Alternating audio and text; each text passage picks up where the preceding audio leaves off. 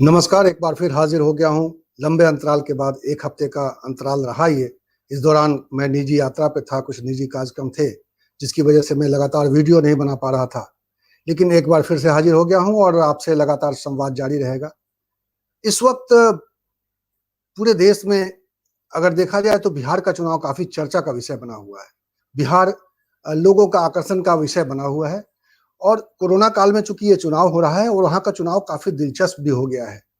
अब 1 हफ्ते बचे हैं जब इसको लेकर पहले दौर की वोटिंग होनी है और उससे पहले वहाँ काफ़ी एक चुनावी माहौल जैसा आम तौर पर बिहार में होता है, बिहार के चुनावों में जो दिलचस्पी पूरे देश की होती है, क्योंकि वहाँ पे एक चुनाव का अलग रंग होता है और वो रंग दिखने लगा है अब धीरे-धीरे।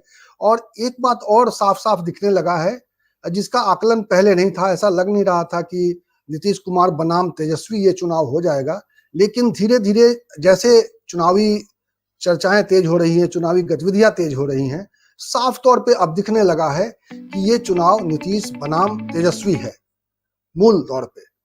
अगर चिराग पासवान कहीं पे बीच में छौंक लगा रहे हैं उसमें, तो वो भी मोदी के सहारे ही लगा रहे हैं। आज भी देखिए, अगर चिराग पासवान मोदी के सहारे हैं, चूंकि मोदी ने जब प्रधानमंत्री ने जब ट्वीट किया कि वो शाम में 6 बजे राष्ट्र को संबोधित करेंगे, उस वक्त उस उनके ट्वीट को चिराग पासवान ने रीट्वीट किया और अपने सभी उम्मीदवारों को कहा कि वो उनका प्रसारण देखें और जरूर देखें। ये मतलब बताता है कि किस तरीके से चिराग पासवान प्रधानमंत्री के समर्थन, एक अदृश्य समर्थन हासिल करना चाहते हैं और वो अपने वोटरों को ये मैसेज देने की कोशिश कर रहे हैं कि वो भाजपा से अलग नहीं हुए हैं, एनडीए से अलग नहीं हुए हैं, ऐसा एक मैसेज देने की कोशिश कर रहे हैं। बावजूद इसके एक साफ तौर पे ये चुनाव दो तरफा अब धीरे-धीरे बनता जा रहा है और तेजस्वी बनाम नीतीश ये चुनाव इसलिए दिखाई दे रहा है क्योंकि तेजस्वी जो बातें कह रहे हैं, तेजस्वी की सभाओं में जिस तरह की भीड़ उमड़ रही है, उस पर एनडीए की ओर से रिएक्शंस आ रहे हैं। नीतीश कुमार उस पर रिएक्ट कर रहे हैं, भारतीय जनता पार्टी के तमाम नेता उस पर रिएक्ट कर रहे हैं और धीरे-धीरे एक तरीके से एनडीए ने ही ये इस लड़ाई को नीतीश बनाम तेजस्वी बना दिया है, अगर देखा जाए तो। और तेजस्वी क्या कर रहे हैं? तेजस्वी इस पूरे मुद्दे को बेरोजगारी से जोड़कर युवाओं का ध्यान अपनी ओर खींचना चाह रहे हैं। उन्होंने बेरोजगारी को बहुत बड़ा मुद्दा बना दिया है। धीरे-धीरे उनकी सभाओं में जिस तरीके से भीड़ उमड़ रही है और उसमें नौजवानों की संख्या है और उसमें वो जिस तरह की बातें कर रहे हैं, वो खास तौर पर बदलाव की बात कर रहे हैं, वो नीतीश कुमार को हटाने की बात कर रहे हैं, वो तरक्की की बात कर रहे हैं। तरक्की शब्द जानबूझकर वो इस्तेमाल करते हैं, विकास की बात नहीं करते हैं, चूंकि विकास शब्द का एक तरीके से एनडीए के साथ वो जुड़ गया है शब्द, तो वो तरक्की हर बार ये इस्तेमाल करते हैं, तरक्की की बात करते हैं और बेरोजगारी की बात करते हैं। वो अपने घोषणा पत्र जारी कर चुके हैं, महागठबंधन का, आरजेडी का घोषणा पत्र ऐसा घोषणा पत्र है जिसमें इतने सारे वादे हैं कि अगर सचमुच उन वादों पर अमल किया जाएगा तो निश्चित रूप से बिहार एक ऐसा बिहार दिखाई देगा जिसकी कल्पना शायद वहां के लोग करते रहे हैं। अब ये अभी इस वक्त कहा नहीं जा सकता है कि किस तरीके से तेजस्वी यादव ने उसको लेकर जो रोड मैप कैसे बनाया है, क्या उसका रोड मैप है और कितना गंभीर रोड मैप है। हालांकि आरजेडी के नेता ये दावे कर रहे हैं कि बिना रोड मैप के ये वादे नहीं किए जा रहे हैं। इस पर काम किया गया है, जमीन पर काम किया गया है और तभी ऐसे वादे किए जा रहे हैं। बेरोजगारी कह रहे हैं कि पहली कैबिनेट मीटिंग होगी, उसमें 10 लाख नौजवानों को रोजगार देने की बात होगी और उस पर अमल किया जाएगा। तो 10 लाख एक अच्छी संख्या है। और इस बीच इंटरेस्टिंग बात ये हुई है कि आज ही CMIE की एक जो रिपोर्ट आई है उसमें बिहार के बारे में ये बताया गया है कि बिहार में जो बेरोजगारी का आंकड़ा है वो डबल डिजिट में है। तो आप देखिए कि ये जो आंकड़े आए हैं ये भी धीरे-धीरे एक तरह से बेरोजगारी को मुद्दा बनाने के लिए बिहार को एक पृष्ठभूमि दे रहे हैं, एक जमीन दे रहे हैं।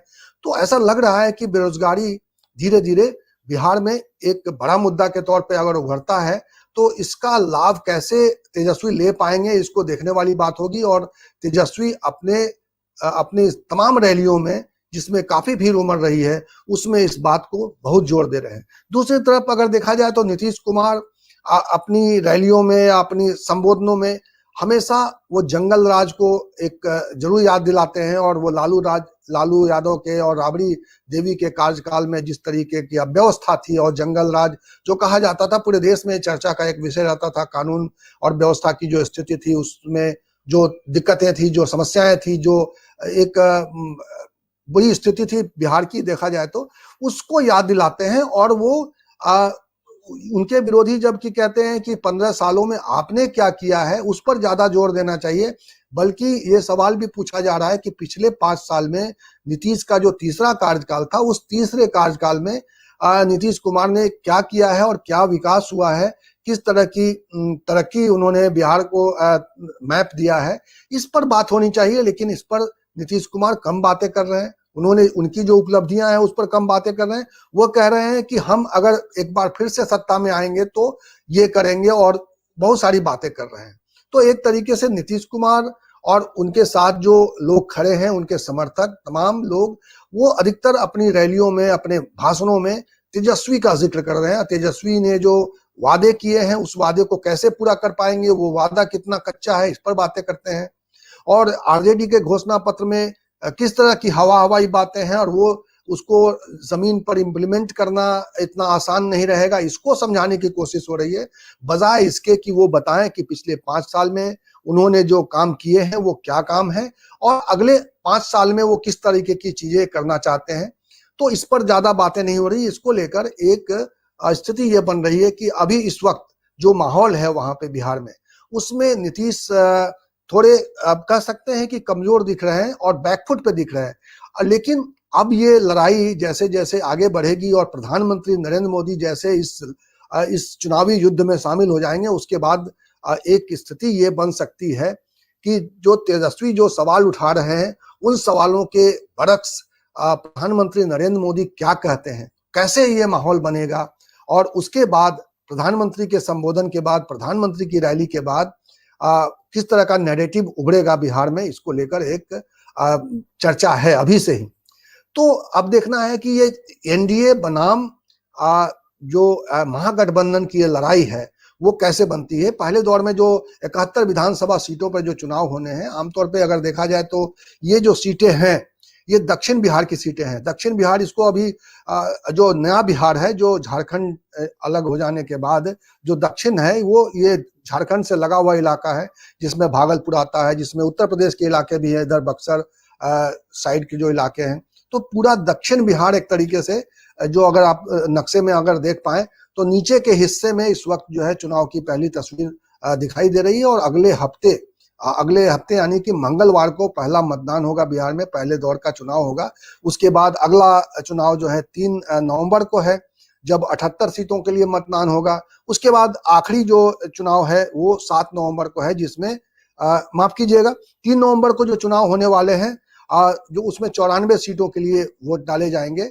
और जो 7 नवंबर को आखिरी दौर का चुनाव है उसमें 78 सीटों के लिए वोट डाले जाएंगे। तो ये चुनावी प्रक्रिया अब एक तरीके से आगे बढ़ गई है और अब चुनावी गर्मी बढ़ चुकी है। 1 हफ्ते के भीतर में चुनाव होना है, पहले दौर का मतदान होना है, और उससे पहले तेजस्वी यादव ने ऐसा माहौल बनाया है, उनकी सभाओं में जबरदस्त भीड़ हो रही है। और इस भीड़ को क्या वो वोटों में तब्दील कर पाएंगे, ये सवाल भी उठाया जा रहा है। क्योंकि तेजस्वी यादव को लेकर ये भी चर्चा चल रही है कि तेजस्वी यादव को लेकर जो उनके ऊपर हमले हो रहे हैं, उनको बताया जा रहा है कि वो मात्र 8वीं पास है और उनके पास ऐसे व्यक्ति को क्या बिहार का मुख्यमंत्री बनाया जा सकता है, ऐसी बातें हो रही है। तेजस्वी यादव के लिए जो शब्द इस्तेमाल किया जा रहा है, सत्ताधारी पार्टी की ओर से जो ट्वीट्स किए जा रहे हैं, उसमें उनको फेलस्वी कहा जा रहा है। तो ये जो एक नैरेटिव बनाने की कोशिश की जा रही है तेजस्वी को लेकर, उससे लड़ाई है तेजस्वी की। उस लड़ाई को पार करके तेजस्वी कैसे अपने लिए इसमें राह बना पाते हैं। चर्चा तो उनकी है, लेकिन उस चर्चा से क्या उनको कोई लाभ होने जा रहा है, क्या ये भीड़ जो उनकी सभाओं में उमड़ रही है उससे उनको कोई उनका वोट प्रतिशत बढ़ने जा रहा है। उनके जो समर्थक हैं, कहा जा रहा है कि उस बार यादव वर्ग में एक बार फिर से उत्साह है कि तेजस्वी यादव को मुख्यमंत्री बनाया जाए। लालू यादव तो अब इस वक्त जेल में है और वो चुनाव में सक्रिय नहीं रह पा रहे हैं। तो तेजस्वी यादव को लेकर यादव बहुल मतदाता है, उस वहां पे एक अलग उत्साह देखा जा रहा है। और जातीय आधार पर बिहार में तो ये स्थिति रहती है। आमतौर पे चुनाव के समय इस तरह की बातें नहीं करते हैं, लेकिन अगर देखा जाए और जो समीकरण जिसकी जो ताकत बताई जा रही है तेजस्वी की, वो ताकत यही है कि इस वक्त उनका जो जातीय समर्थन है उसमें एक अधिक उत्साह देखा जा रहा है, और वो कोशिश कर रहे हैं कि इस उत्साह में वो नौजवानों के उत्साह को शामिल कर दें, और इसीलिए वो बेरोजगारी की बात कर रहे हैं और बेरोजगारी को एक बड़े मुद्दे के तौर पर सामने रख रहे हैं। अब देखना यह है कि क्या जातीय बंधन तोड़कर सभी जातियों के बेरोजगार तेजस्वी के पक्ष में वोट करते हैं। क्या तेजस्वी की इस बात में यकीन करते हैं कि पहली कैबिनेट में वो 10 लाख लोगों को 10 लाख बेरोजगारों को नौकरी देने का को लेकर उस पर फैसला करेंगे, वो फैसला कर पाएंगे, करेंगे और उसको पूरा भी करेंगे। आमतौर पे इस तरह के जो वादे अभी हाल के दिनों में होते हैं, जैसे किसानों कर्ज माफी का जो वादा होता है, तो देखा गया कि मध्य प्रदेश में भी, उत्तर प्रदेश में भी इस तरह के वादे हुए और उसकी आने वाली सरकार ने ये पूरा किया। तो एक तो भरोसा लोगों का बन रहा है कि शायद अगर तेजस्वी ये कह रहे हैं तो वो करेंगे, लेकिन उनके विरोधी सवाल उठा रहे हैं कि क्या बिहार की आर्थिक स्थिति ऐसी है कि वो इतनी बड़ी संख्या में रोजगार देने की स्थिति में होंगे? क्या जो प्रदेश का एक्सचेकर जो खजाना है वो उनको अलाउ करेगा? वो ऐसी स्थिति में है जिसको देखते हुए तेजस्वी ऐसा कर पाएंगे? और जो वादे और भी जो कमिटमेंट्स कर रहे हैं अपने उसमें, वो क्या करने लायक है कि नहीं है? ये सारे अभी चर्चा का विषय है, और ये चर्चा जैसे जैसे तेज हो रही है इसमें अब निश्चित रूप से मैंने जैसा पहले कहा कि प्रधानमंत्री नरेंद्र मोदी की यात्रा और उनकी रैली बहुत मायने रखती है, क्योंकि उसके बाद एक नैरेटिव चेंज होने की संभावना दिखाई जा रही है और दिख रही है।